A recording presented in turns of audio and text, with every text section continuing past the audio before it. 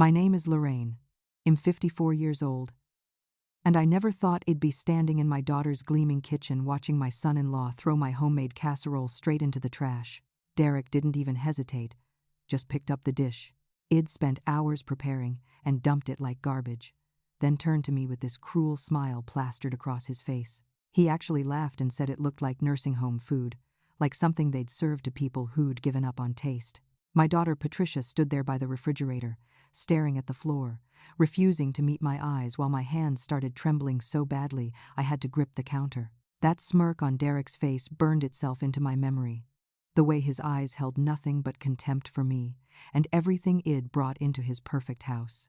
What I didn't know, what neither of us realized in that moment, was that my son Mitchell had been standing in the doorway recording every single word, every dismissive gesture, every second of my humiliation. What happened next would change everything. Before we dive into what unfolded that day, I need you to do something for me. Drop a comment below and tell me where you're watching from, because this story about family, respect, and standing up for what's right needs to be heard everywhere. If you've ever felt dismissed by someone who should have valued you, hit that like button right now. And please, subscribe to this channel because what comes next is going to show you exactly what happens when a protective son decides enough is enough. You're not going to want to miss a single moment of what my son did to finally shut Derek up for good. Now, let me take you back to where this all started. 3 years ago, everything felt different between Patricia and me. Back when my daughter still called just to chat and actually wanted me in her life. Patricia had always been the golden child, the one who brought home perfect report cards and scholarship offers, who graduated with honors and landed a corporate job before the ink on her diploma was even dry. I raised both my kids alone, after their father died in a construction accident, when Patricia was only 8 and Mitchell was 5. And those years were the hardest thing I've ever lived through.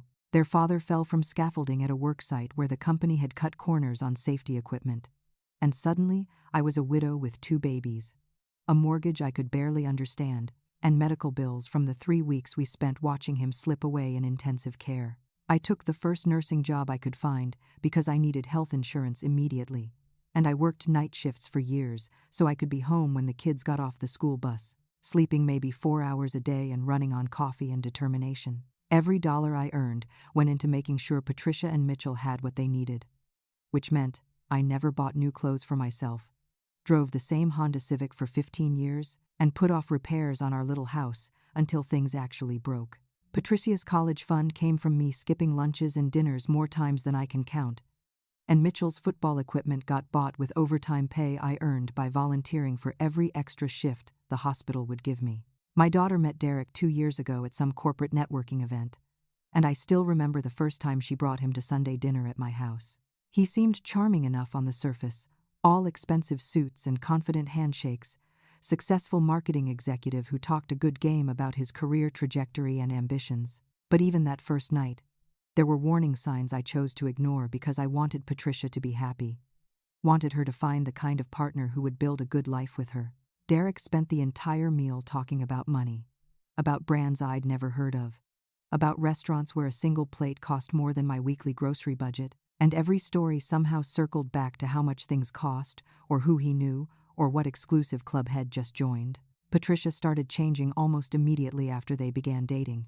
And it happened so gradually I didn't notice at first. Little comments here and there about maybe I should update my wardrobe or have I considered selling the house for something more modern in a better neighborhood.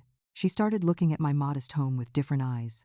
Eyes that saw flaws instead of memories. That saw embarrassment instead of the place where she'd grown up safe and loved. The engagement happened lightning fast. Just 6 months after they met, with Derek proposing at some overpriced restaurant where they served tiny portions on huge plates and everyone around them applauded like it was a performance. The wedding itself was this extravagant affair at a country club, and Patricia and Derek insisted on having it there, even though I quietly mentioned we could do something simpler and more intimate. I ended up taking out a personal loan to contribute my share because Derek's parents, Harold and Constance, were paying for most of it. And I couldn't let my daughter walk down the aisle feeling like her own mother hadn't invested in her special day. Harold and Constance made it clear from the beginning that they looked down on my working-class background, the way Constance's eyes traveled over my dress at the wedding, and she leaned over to whisper to her friend that it was quaint, like I was some relic from a simpler time they'd all moved past. Since Patricia got married, she visited less and less, always with excuses about work projects or social obligations, or Derek's family needing them for something important. Our phone calls got shorter and more distant, Patricia always seeming distracted or in a hurry to hang up, and I told myself she was just busy building her new life, and I needed to give her space to grow into this new version of herself. Meanwhile, my son Mitchell stayed as close as ever, calling me every single week without fail, and driving 2 hours to visit at least once a month, even though he had his own busy life. Mitchell worked as a high school history teacher, married to the sweetest woman named Ramona.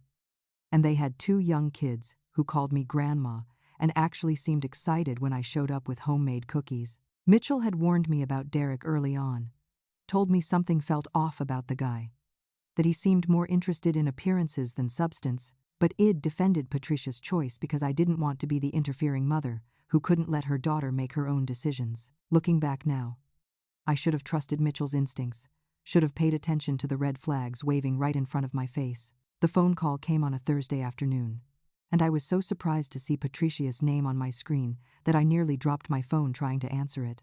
We hadn't spoken in 6 weeks, the longest silence we'd ever had, and my heart leaped with hope that maybe she was finally ready to rebuild the bridge that had been crumbling between us. Patricia's voice sounded cheerful and light when she invited me to Sunday dinner at her new house, the bigger place she and Derek had just moved into in some gated community I'd never heard of, and she made it sound like she genuinely wanted to spend time with me. I spent the entire next day preparing, pulling out my grandmother's recipe for chicken casserole that had been Patricia's absolute favorite when she was growing up, the dish she used to request for every birthday and celebration. I drove to the farmer's market early Saturday morning to get the freshest ingredients, spending more than I probably should have but wanting everything to be perfect, wanting to show Patricia that I still knew what she loved and still cared about making her happy. I also baked my famous apple pie from scratch, the one with the lattice top that takes forever to weave but always comes out beautiful. And I cut flowers from my little garden to bring as a hostess gift, bright yellow roses that reminded me of sunshine. Sunday morning, I woke up early and got ready carefully, choosing my best dress even though it was a few years old, and I loaded everything into my car for the hour-long drive to Patricia's new neighborhood.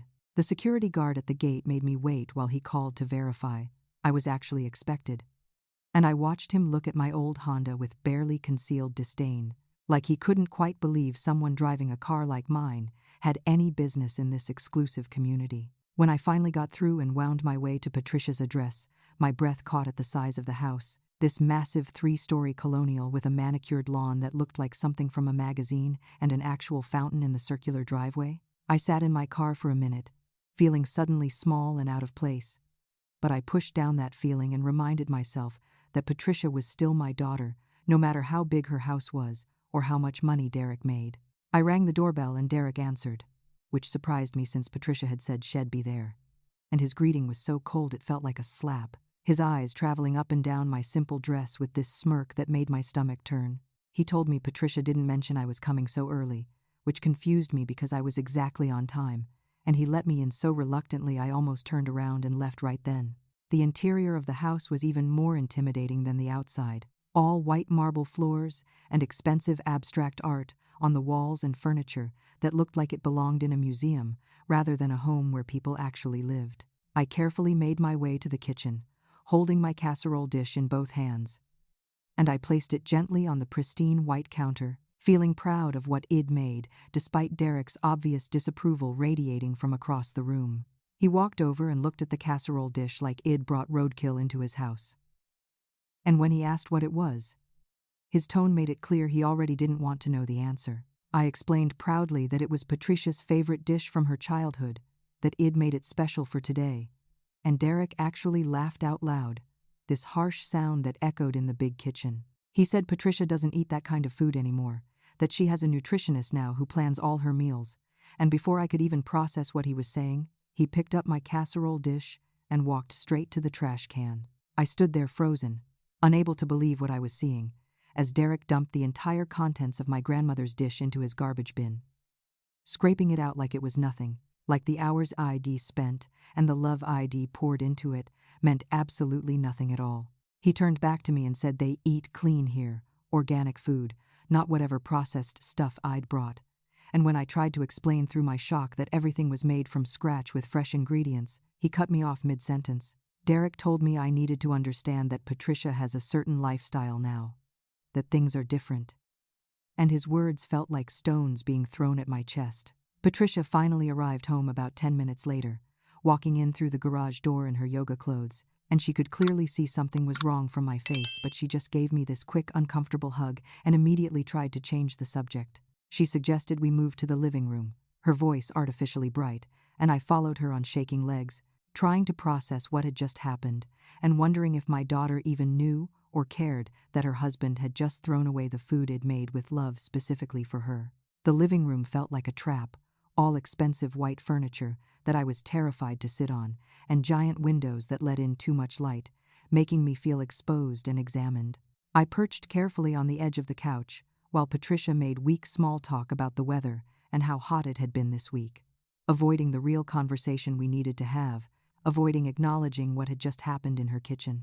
Derek dominated every moment from the second he sat down, launching into story after story about his recent promotion, his new BMW that was parked in the third garage bay, the vacation he and Patricia were planning to the Maldives for their anniversary. Every single story was constructed like a humble brag, designed to show off while pretending to be casual conversation.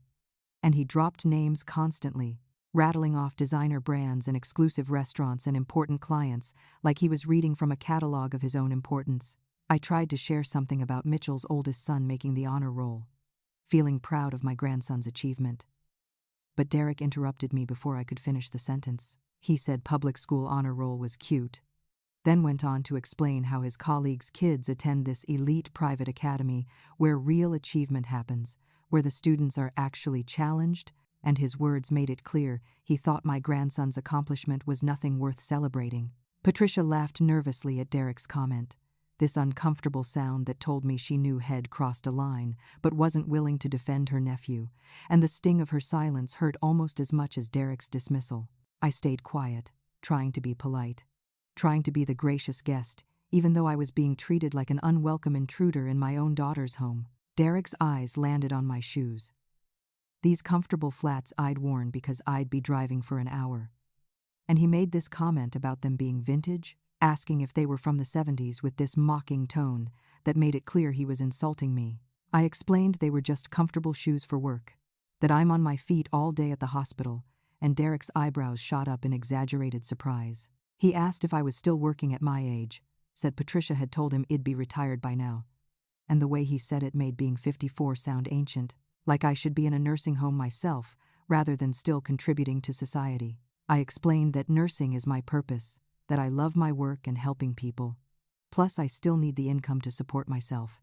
And Derek exchanged this loaded look with Patricia that made my blood run cold. He leaned forward and said they'd been meaning to talk to me about something, and Patricia squirmed uncomfortably in her chair but didn't stop him from continuing. Derek launched into this speech about how he thinks it's time I moved somewhere more appropriate. And when I asked what he meant, he said my neighborhood is going downhill, that crime is increasing, and property values are dropping.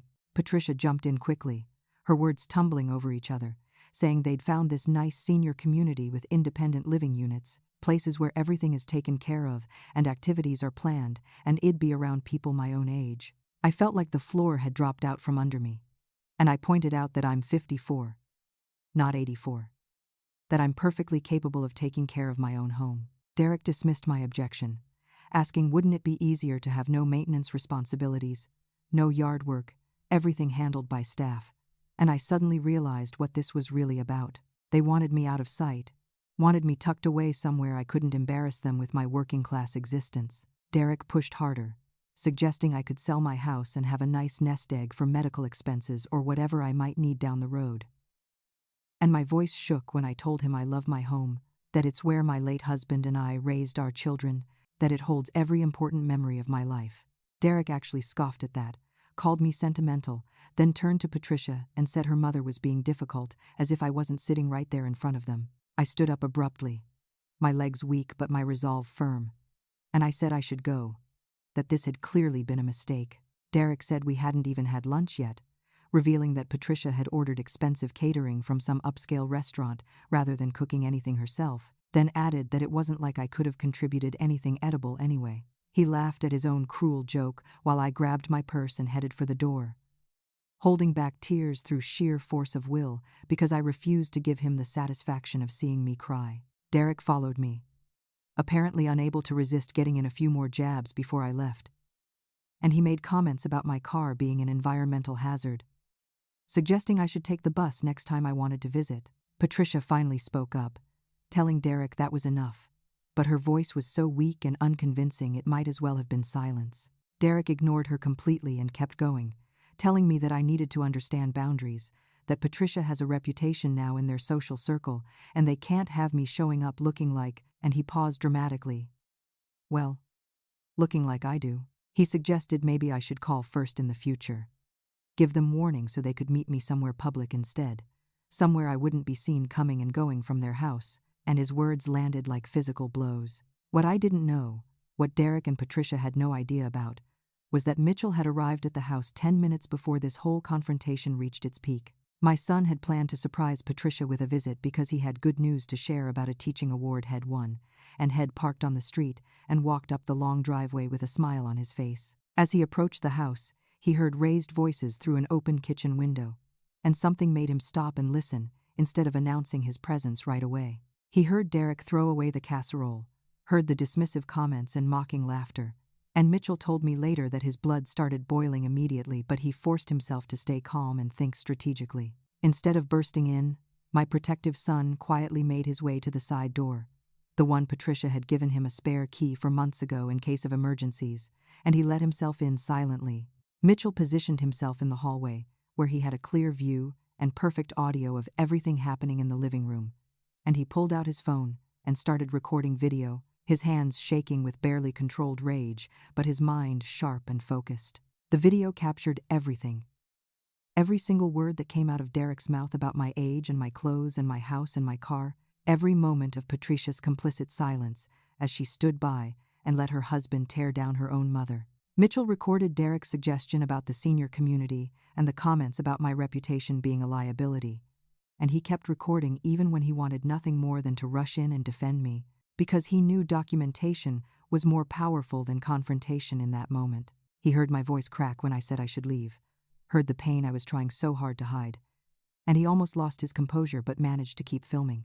Derek's final insults about calling first and meeting in public places were all captured in crystal clear video with perfect sound quality. And only then did Mitchell decide he had enough evidence.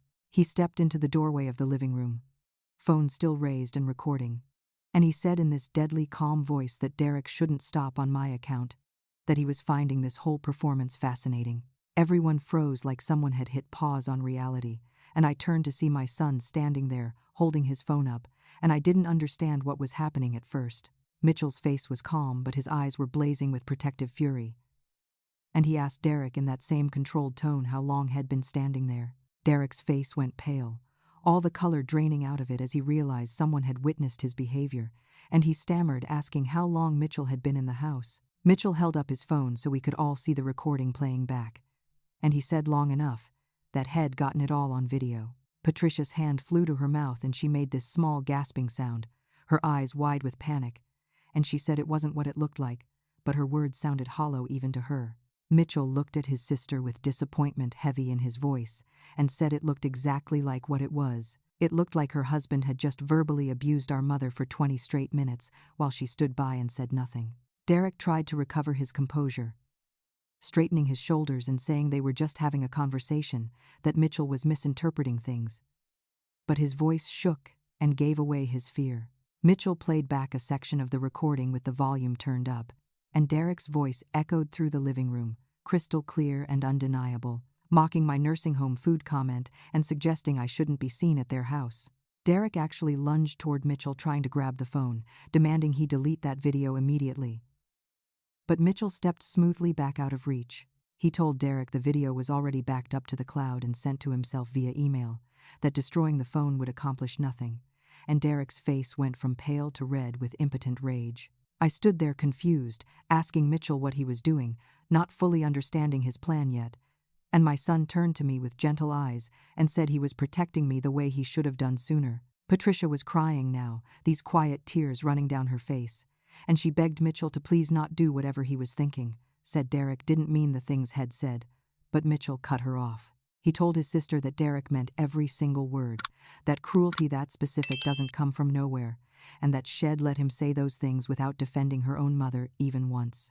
Derek tried to change his approach, lowering his voice and calling Mitchell buddy, saying this was between him and his mother-in-law, and Mitchell should stay out of family business. Mitchell's laugh was sharp and humorless, and he said, I wasn't just Derek's mother-in-law. I was the woman who raised them alone after their father died, the woman who worked double shifts and sacrificed everything so they could have good lives. He started listing my sacrifices out loud. Every hospital shift ID worked while they were growing up. Every college fund contribution ID scraped together. Every time ID gone without so they wouldn't have to, and the room fell silent, except for his voice cataloging everything Derek had dismissed and disrespected. Mitchell finished by pointing out that while Derek was partying at his country club, he'd been working overtime to help pay for Patricia's wedding, and the words hung in the air like an indictment. Derek's expression shifted from defensive to calculating, and he asked Mitchell directly what he wanted, trying to turn this into a negotiation he could control. Mitchell's response was immediate and clear. First, Derek would apologize to our mother, and it needed to be sincere. Not the fake corporate apology Derek probably gave clients when something went wrong. Derek's pride was written all over his face. That stubborn set to his jaw that said apologizing went against every fiber of his being. And he asked what exactly he should apologize for, claiming Head only been honest. Mitchell said, okay, we'd do this the hard way then. And he reached into his bag and pulled out his laptop, the one Head brought, because Head planned to show Patricia something related to his teaching award. He opened the computer and navigated to social media, while Derek watched with growing unease. And Mitchell asked in this casual tone whether Derek worked in marketing at Feldman and Associates. Derek confirmed that he did, his voice wary now, asking why that mattered. And Mitchell's smile was thin and dangerous. He asked how Derek's boss would feel about the video going viral, about it being shared across every platform with Derek's name and company attached. And Derek laughed nervously and said Mitchell wouldn't do that. Mitchell's fingers started moving over the keyboard, and he said Derek should watch him, that he had followers on his social media, that the hospital where I worked had a huge online presence, and that nurse appreciation groups would absolutely love this story about a marketing executive mocking a dedicated healthcare worker. Patricia grabbed Mitchell's arm and begged him not to do this, saying Head ruined Derek's career. But Mitchell shrugged her off gently and said Derek was trying to ruin our mother's dignity, that it seemed like a fair trade. I felt torn in that moment, not wanting revenge but desperately wanting the respect that had been denied to me. And I stayed quiet while my children faced off over my honor. Derek's phone rang suddenly, the sound cutting through the tension, and he looked at the screen and his face went even whiter when he saw his boss' name. He answered and tried to sound normal, his voice coming out strangled and fake, and he had a brief conversation about some client meeting scheduled for the next day before hanging up with shaking hands. Mitchell commented that it sounded like an important client, that it would be terrible if the video reached them before the meeting, and Derek demanded to know if Mitchell had found the client list. Mitchell confirmed he had, explaining it was public information on the company website, that any idiot could access it with 10 minutes of searching, and Derek realized the scope of what Mitchell could do with the video. Derek accused Mitchell of bluffing, but his voice lacked conviction, and Mitchell started recording a new video right then and there. He turned the camera on himself and started speaking directly to it, saying, "Hello everyone, meet Derek, a marketing executive who just threw away his mother-in-law's homemade food and spent 20 minutes mocking her for being a working-class nurse." Derek yelled at him to stop, his composure completely shattered now, and he demanded to know what Mitchell wanted, asking if this was about money. Mitchell looked genuinely offended at the suggestion, saying he didn't want Derek's money, that he wanted Derek to understand something fundamental about respect and family and decency. Mitchell launched into this passionate speech about how our mother wasn't an embarrassment, how her working-class background built character that Derek clearly lacked, how her old car ran perfectly fine because Shed paid cash for it and maintained it properly, how her house was filled with memories worth more than Derek's mortgaged mansion could ever be. Patricia's sobs got louder, and she choked out that she was sorry, that she didn't know things had gotten this bad. But Mitchell turned to her with steel in his voice. He told his sister she knew exactly how bad things were, that she'd been standing right there, letting Derek humiliate our mother, that ignorance wasn't an excuse when the cruelty was happening directly in front of her. I finally found my voice and asked Patricia directly why she hadn't defended me, why she'd stood silent while her husband tore me apart.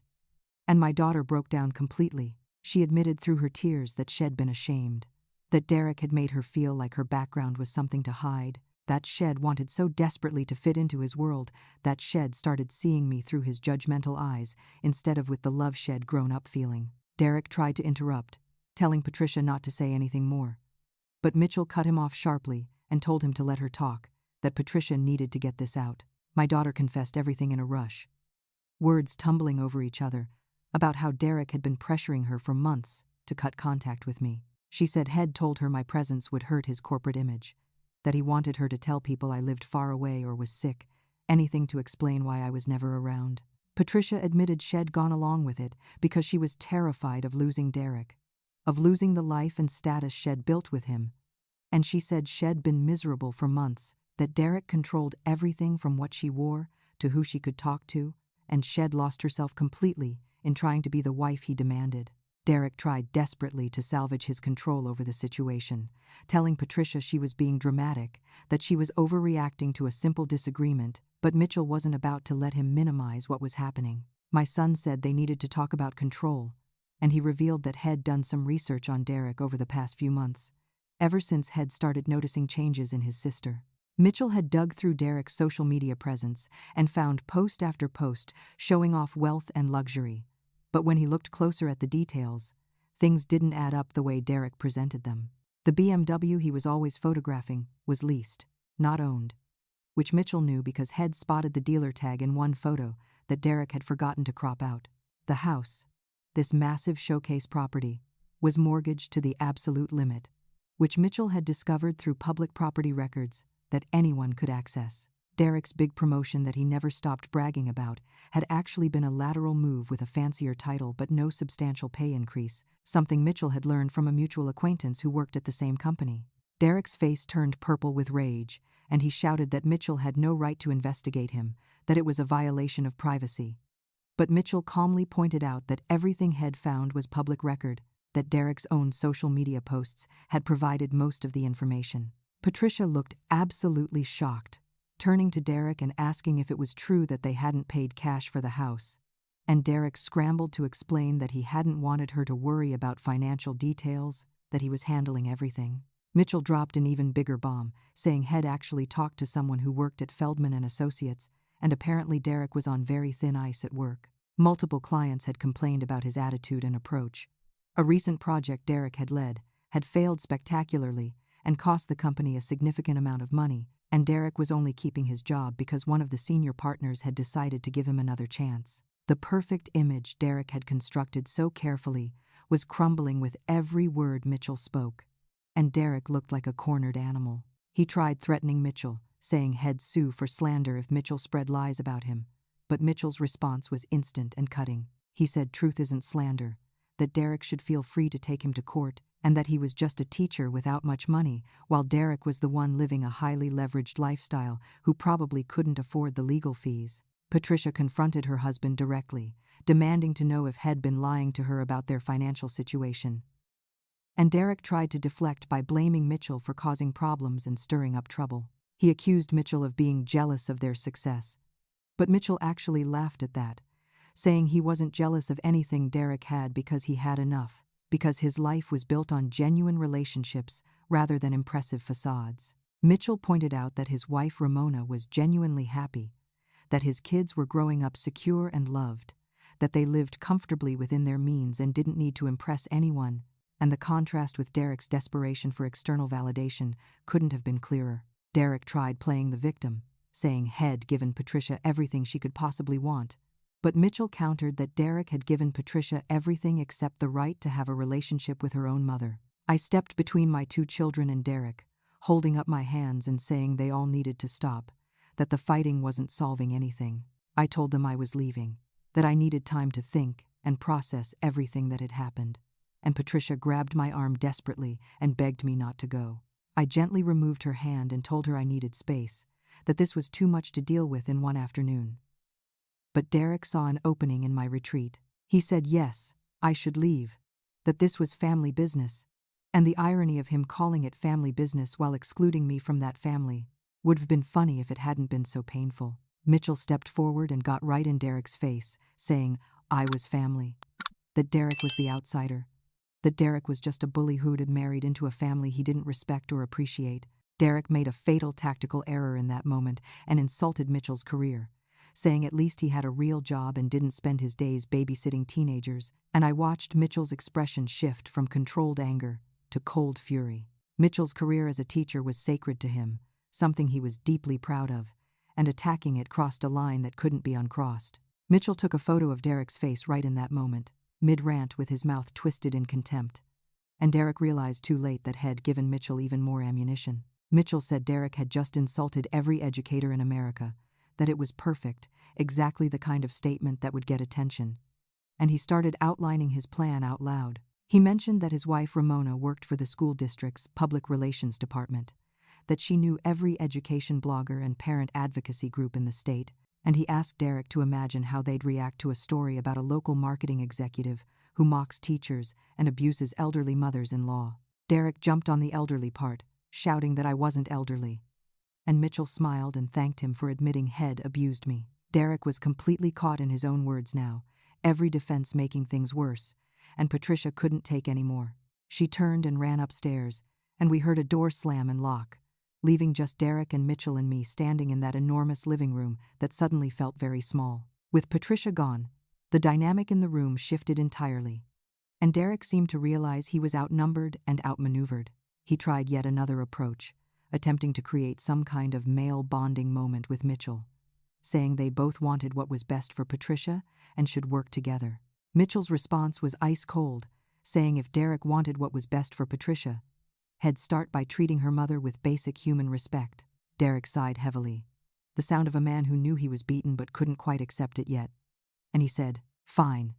He'd apologize if Mitchell would just delete the video. Mitchell shook his head and said Derek would apologize first, sincerely and completely, and then they'd discuss what happened with the video.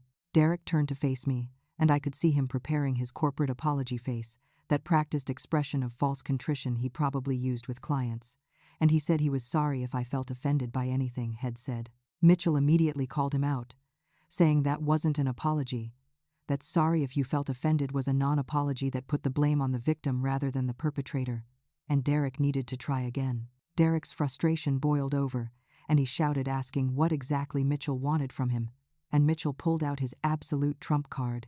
He took out his phone and called his wife Ramona on speaker, and when she answered, he explained the situation in clear, simple terms. Ramona's voice came through the phone full of righteous anger, asking if Derek had really thrown away my casserole, the one with my grandmother's secret ingredient that everyone in the family knew was made with pure love. Everyone in our family knew about that casserole and what it represented, and hearing Ramona's defense of it made my eyes fill with tears I'd been holding back. Ramona told Mitchell to post the video immediately, that people needed to know what kind of person Derek really was, and Derek panicked and lunged for the phone. He managed to grab it and tried to hang up the call, but Mitchell wrestled the phone back and told Derek not to touch his property, and for a moment it looked like they might actually come to blows. I yelled at both of them to stop, my voice cutting through the testosterone and anger, and both men froze. The silence that followed was heavy and thick, and I used it to finally say what I needed to say. I told Derek I didn't need my son to fight my battles, that I was perfectly capable of standing up for myself. And Mitchell started to protest, but I held up my hand. I looked Derek directly in the eye and told him he needed to hear about my late husband, about the man whose memory had been disrespecting by treating his widow with such contempt. I told him about my husband dying when our kids were small, about how he fell from scaffolding because the construction company cut corners on safety equipment, about being left with 2 babies and a mortgage, and crushing medical bills from the weeks we'd spent watching him die slowly in intensive care. I explained how I'd taken the nursing job immediately because I needed health insurance and steady income, how I'd worked night shifts for years so I could be home when Patricia and Mitchell got off the school bus, how Eid survived on maybe 4 hours of sleep a day for nearly a decade.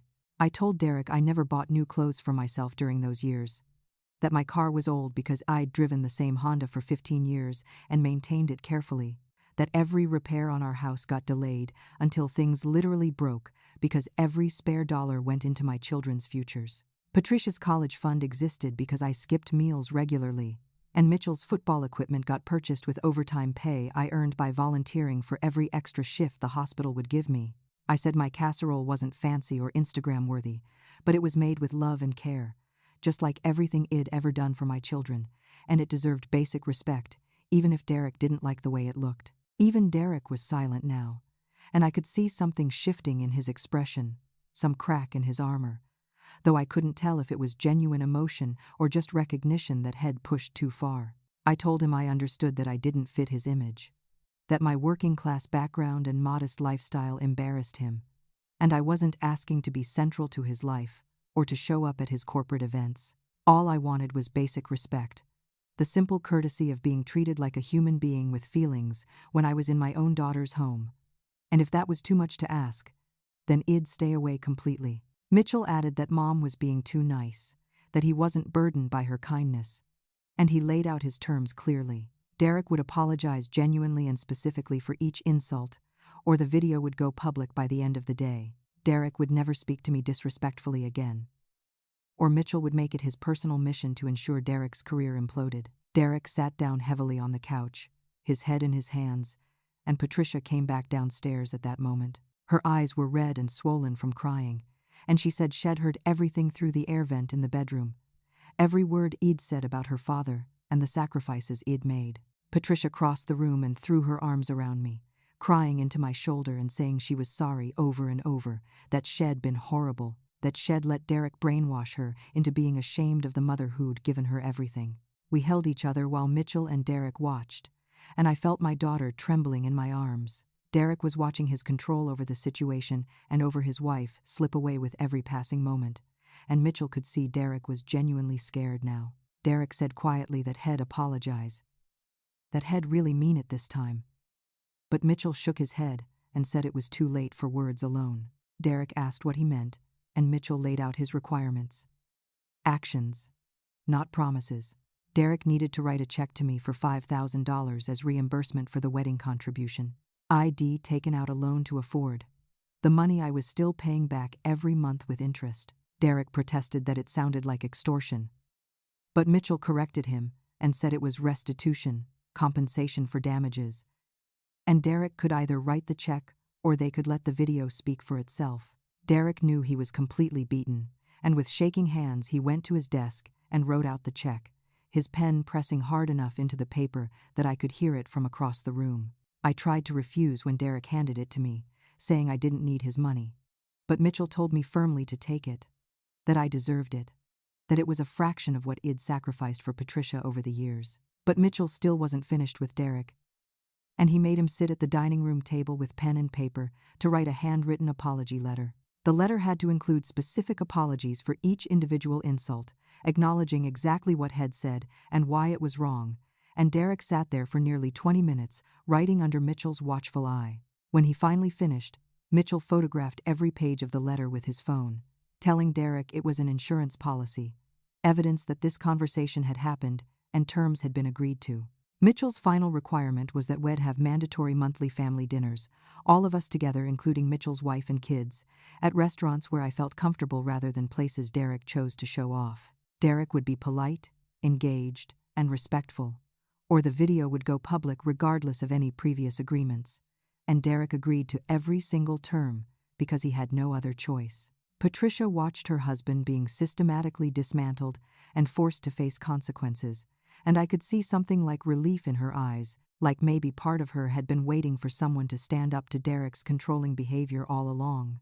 2 weeks after that devastating Sunday, we had our first mandatory family dinner at a modest Italian restaurant I'd loved for years, the kind of place with checkered tablecloths and breadsticks in paper-lined baskets and waiters who remembered regular customers by name. Derek showed up on time, and I could see how uncomfortable he was in this unpretentious setting.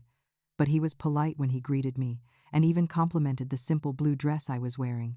He asked questions about my work at the hospital and actually listened to my answers instead of waiting for his turn to talk, and while it felt stiff and performative at first, at least he was making an effort.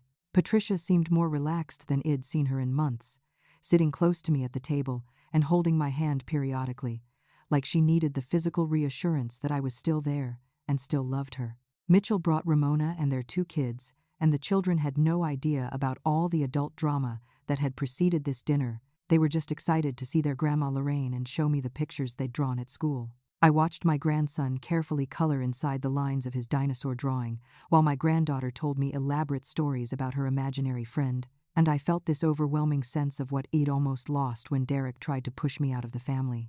Derek actually participated in the conversation, and at one point he shared a story I'd never heard before about his own childhood, growing up middle class, about how his father had worked in a factory and his mother had cleaned houses to make ends meet. It was the first time Derek had ever been honest about where he came from. And I realized he'd been running from his own background just as hard as he'd been trying to erase mine, trying to prove something to the world that didn't need proving.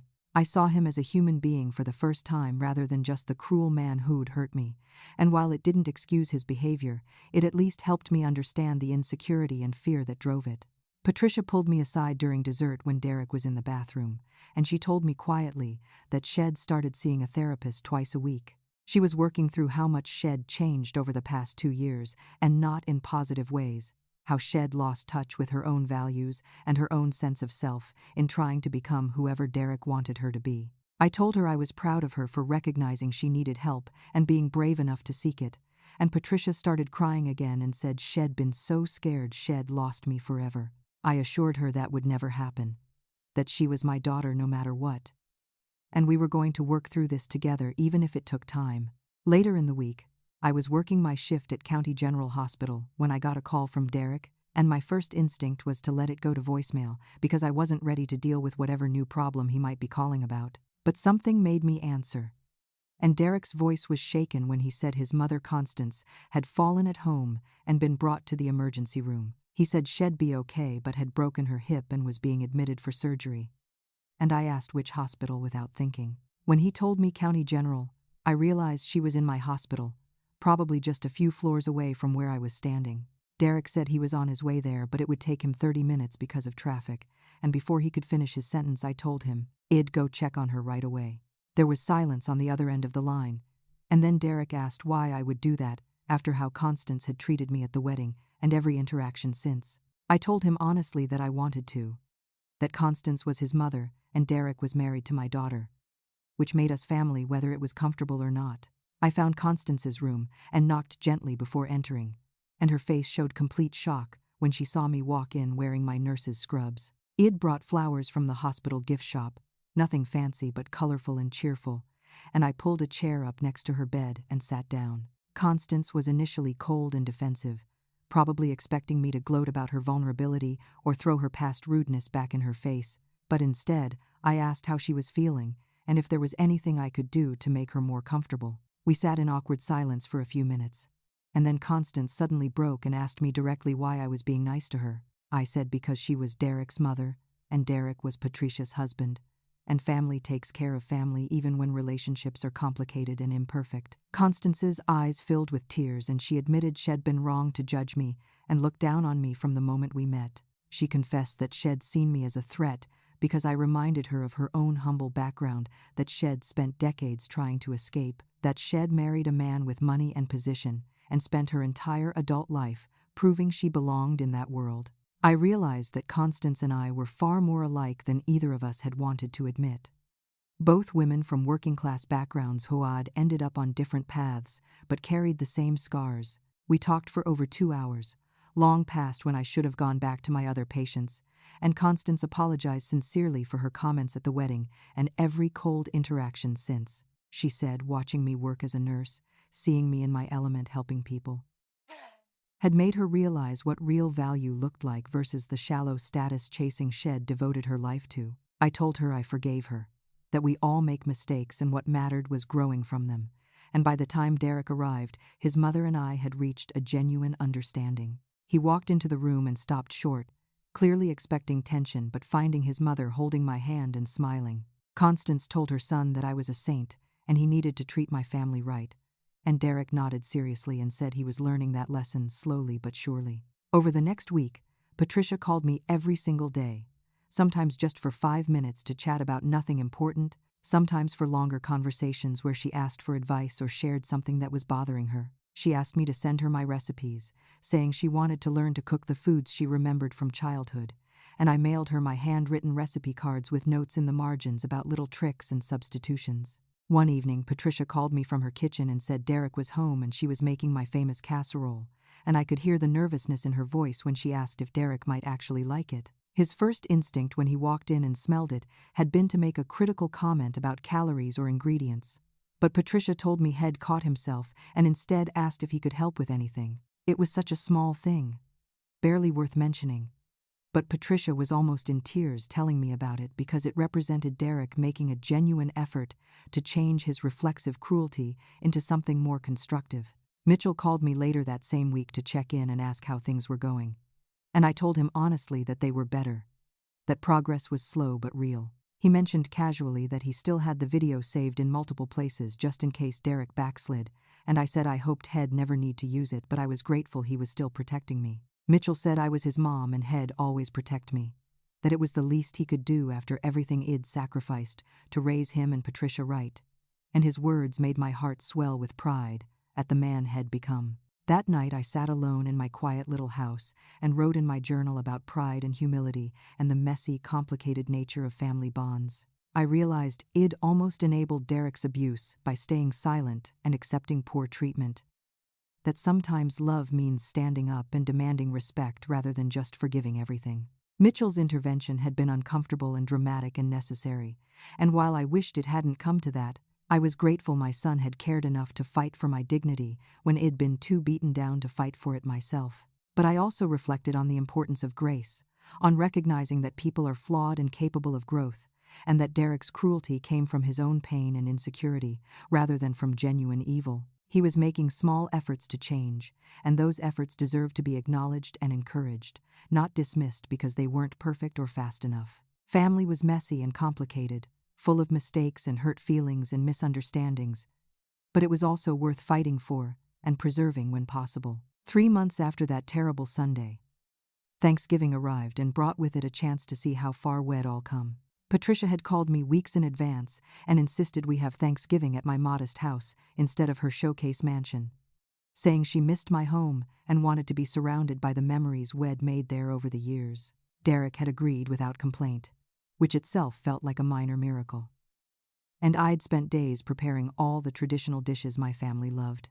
My small dining room was crowded with mismatched chairs borrowed from neighbors, and the table was set with my old dishes that didn't match but carried decades of holiday memories. Patricia and Derek arrived first, and my daughter immediately went to the kitchen to help me finish preparations, while Derek actually rolled up his sleeves and asked what he could do. The house filled up quickly with Mitchell and Ramona and their kids, and then Constance arrived in a taxi since she was still recovering from her hip surgery and couldn't drive yet, and my little house that Derek had once dismissed as inadequate was bursting with family and noise and laughter. Before we ate, Patricia stood up and said she needed to say something, and the room fell quiet as she looked around at all of us. She thanked me for never giving up on her, even when Shed pushed me away and let Derek turn her into someone she didn't recognize, and she thanked Mitchell for caring enough to intervene, even though it had been uncomfortable and difficult. She turned to Derek and thanked him for being willing to change and do the hard work of becoming a better person, and I could see genuine emotion in my daughter's eyes when she told him she was proud of how far He'd come. Derek cleared his throat and added his own words, admitting He'd been a jerk and saying he was sorry for how He'd treated me and how He'd tried to isolate Patricia from her family. He said he was still learning, but he was trying every day, and the sincerity in his voice was unmistakable. Constance spoke up and said we all had room to grow, that Shed spent too many years chasing status instead of substance, and she was grateful for the second chance this family had given her to be part of something real. Mitchell raised his glass and proposed a toast to family, to the messy and complicated and beautiful reality of loving imperfect people who were trying their best, and we all drank to that. During dinner, Derek told a story about something that had happened at work, and for once it wasn't a humble brag or an attempt to impress anyone. A client had actually complimented him recently for being more genuine and authentic in his presentations, saying Derek's new approach felt more trustworthy and relatable than the slick corporate persona he used to project. Patricia laughed and said, "Imagine that." People responding to authenticity. And there was affection in her teasing, rather than bitterness. After the meal, the kids went out to play in my small backyard while the adults sat on the porch drinking coffee, and I looked around at my family gathered in the space Derek had once deemed inadequate and embarrassing. Derek asked me about my nursing work and seemed genuinely interested when I told him about a patient whose life we'd saved the previous week, and when he said I was a hero, I brushed it off as just doing my job. But Derek persisted, saying, "No, really. I was a genuine hero who saved lives and helped people in their most vulnerable moments." And he was ashamed. Had never appreciated what I did before. It was a moment of real connection. Of Derek seeing me as a full human being with value, rather than as an embarrassment to be hidden. And I felt something shift between us. As the evening wound down and people started gathering their things to leave, Patricia lingered after everyone else had said their goodbyes. She hugged me tightly and told me she loved me, that she was proud to be my daughter, and those words healed something in me that had been broken since that terrible Sunday 3 months ago. Derek shook Mitchell's hand and thanked him for the wake-up call. And my son looked surprised when Derek mentioned he'd deleted all his show-off social media posts. Mitchell asked if he was serious, and Derek nodded, explaining that all those posts had felt fake and performative once he started examining his motivations, and he was trying to live more honestly now, without constantly performing for an invisible audience. After everyone finally left, I sat alone in my quiet house that still smelled like turkey and pumpkin pie, surrounded by the comfortable mess of a family gathering. My house was small, and my furniture was old and nothing matched, but it had been filled with warmth and love and genuine connection. And I realized that was worth more than any showcase mansion could ever be. I thought about the journey from humiliation to healing, about how sometimes being torn down completely is what allows you to be built back up, stronger and more authentic. My relationship with Patricia had been damaged badly, but it was deeper and more honest now than it had been before. Built on real communication rather than surface pleasantries and avoidance. Derek still had a long way to go in his personal growth, but he was moving in the right direction and making genuine efforts rather than just performing compliance. And that counted for something. Mitchell had proved himself to be the protector and advocate I'd raised him to be, willing to fight for what was right even when it was uncomfortable. And I was so proud of the man he'd become. The life lesson that emerged from all of this was clear. Know your worth, demand respect, but also offer grace and recognize that people can change when properly motivated.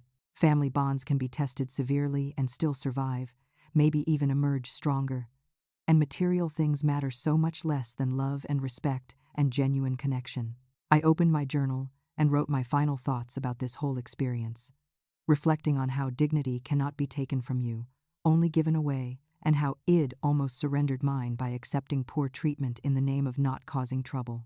But I'd stood up for myself with Mitchell's help and reclaimed what was rightfully mine, and the family had found its way back to something healthier and more authentic. I looked at the photo on my mantel showing my late husband holding our 2 young children, and I whispered to him that we'd done okay with raising them, that they'd turned out to be good people despite the hardships we'd faced. I felt genuinely at peace for the first time in months, knowing my family was imperfect but intact, broken but healing, and that tomorrow would be another step forward on this journey we were all taking together. Now I want to hear from all of you watching this. Have you ever had a family member or in-law who made you feel small or embarrassed about who you are? Did anyone ever stand up for you the way my son Mitchell stood up for me?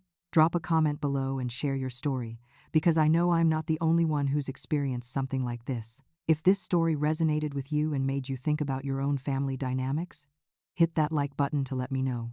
Subscribe to this channel if you want to hear more real stories about family, respect, and finding your way back to what matters. And click that notification bell so you never miss an upload.